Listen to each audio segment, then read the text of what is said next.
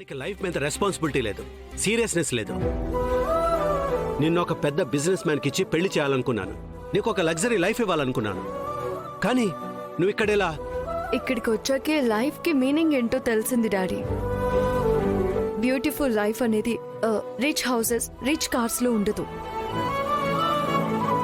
మన చుట్టూ ఉన్న మనుషులు మనకి పంచే స్వచ్ఛమైన ప్రేమలో ఉంటుంది.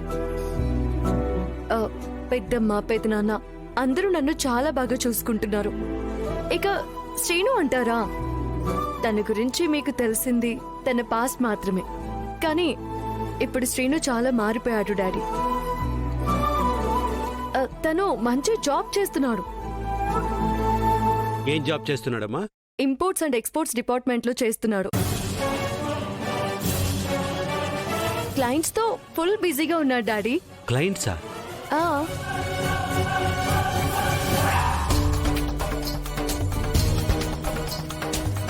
పాపు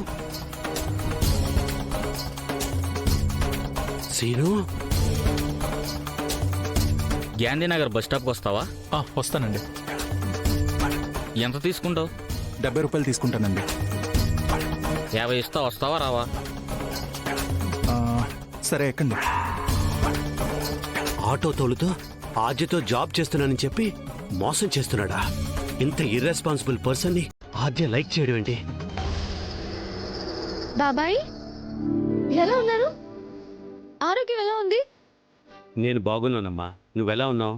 బాగున్నా. ఎలా ఉన్నారు మావయ్య? I'm good. నువ్వెలా ఉన్నావు బాబు? బాగున్నాను మావయ్య. బాబాయ్ మిమ్మల్ని ఇలా చూడడం కోసం మేమెంత వెయిట్ చేసామో తెలుసా? చూడండి, ఆద్య ఆద్య మొహం ఎలా వేలిపోతుందో.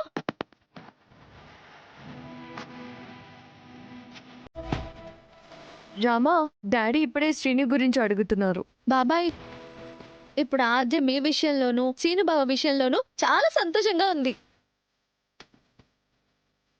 మీరు వచ్చేసారు, బావలో మార్పు వచ్చింది, మంచి జాబ్ కూడా చేస్తున్నాడు.